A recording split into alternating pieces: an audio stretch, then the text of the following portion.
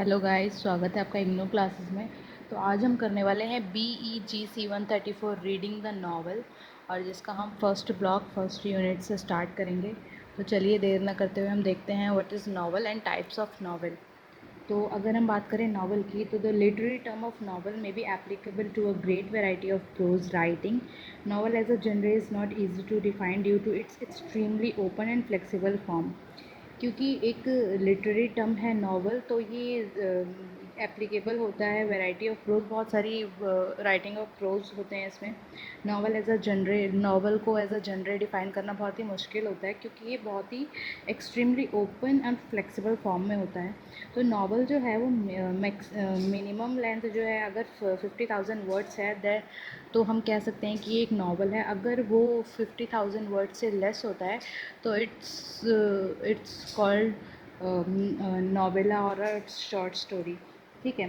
तो in novel characters और events are based on the imaginary और the real story also, we can say the fiction and something realism. मतलब जो novel होता है वो उसके जो कैरेक्टर होते हैं, इवेंट्स होते हैं, वो बेस्ड होते हैं इमेजिनेशन पे। ठीक है। कभी कभी इसमें फ़िक्शन और कुछ कुछ रियलिस्टिक चीज़ें भी होती हैं। ठीक है।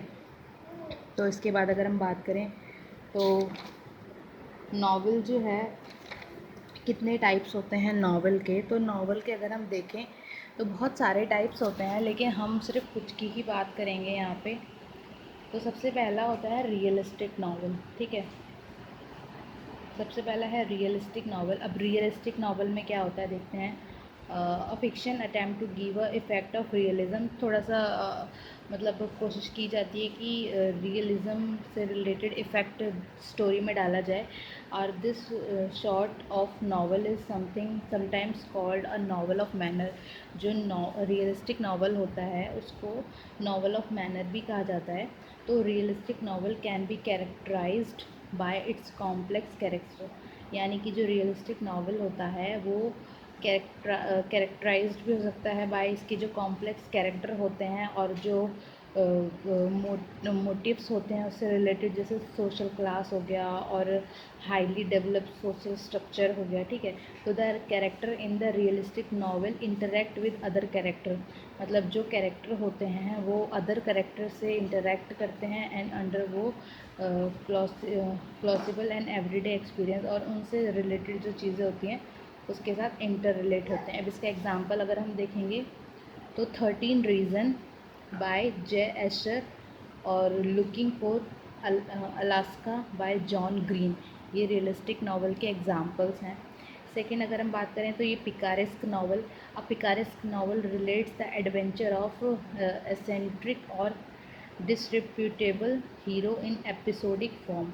यानी कि जो पिकारेस्क नावल होता है वो ये डिराइव्ड हुआ है पिकारो मीन्स, जिसका मतलब होता है रोग, और रास्कल यानी कि कुछ ऐसे नावल जिसमें मतलब इस तरीके के लोगों की घटनाएं होती हैं, जैसे कि जो लोग एडवेंचर्स वगैरह करते हैं। ठीक है। तो उससे रिलेटेड, तो उसका एग्ज़ाम्पल है हेनरी फील्डिंग का the history of Tom Jones a foundling. ठीक है।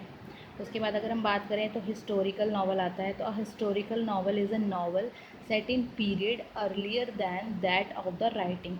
मतलब जो हिस्टोरिकल नावल होते हैं वो हिस्ट्री यानी कि जो पास्ट में चीज़ें हो चुकी होती हैं उस पर बेस्ड होते हैं, और लेकिन उसमें जो कैरेक्टर्स होते हैं ना वो इमेजिनेशन पे बनाए हुए होते हैं, वो रियल नहीं होते, लेकिन उसमें ऐसा ऐसा टच डाला जाता है कि वो लगे कि एकदम रियल है। ठीक है। जैसे कि अगर हम देखें हिस्टोरिकल नावल का, तो चार्ल्स डिकन का अ टेल ऑफ टू सिटी है। ठीक है। जॉर्ज एलियट का रोमोला है, और चार्ल किंग्सली का वेस्टवर्ड हो है। ठीक है। ये है हिस्टोरिकल नावल के एग्जाम्पल्स। अब हम बात करेंगे एपिस्टोलरी नावल। तो epistolary novel fiction is a popular genre, ये बहुत ही पॉपुलर जनरे है, where the narrative is told via series of document. इसमें जो बात की जाती है स्टोरी में वो डॉक्यूमेंट्स में या फिर सीरीज़ में होती है, एपिसोडिक होती है। तो the word epistolary come from Latin word, ये लैटिन वर्ड है एक। ठीक है। इसका एग्जाम्पल है सैमुअल रिचर्डसन का पामेला। ठीक है। और एलाइस वॉकर का द कलर पर्पल। तो मैंने आपको इसमें 3 बताए। पहला realistic novel, second picaresque novel, third historical novel and 4 is epistolary novel. तो बाकी की ये 4 हैं जो बहुत ही पॉपुलर होते हैं। इसके बाद और भी बहुत सारे आते हैं, उसकी बात हम करेंगे नेक्स्ट वीडियो में। तो अगर आपको वीडियो पसंद आई हो और समझ में आई हो तो वीडियो को लाइक और सब्सक्राइब ज़रूर करें। और अगर आपको हमारे चैनल से रिलेटेड वीडियोस चाहिए तो चैनल को सब्सक्राइब करें ताकि आपके पास नोटिफिकेशन आए नई नई वीडियोस का। Thank you.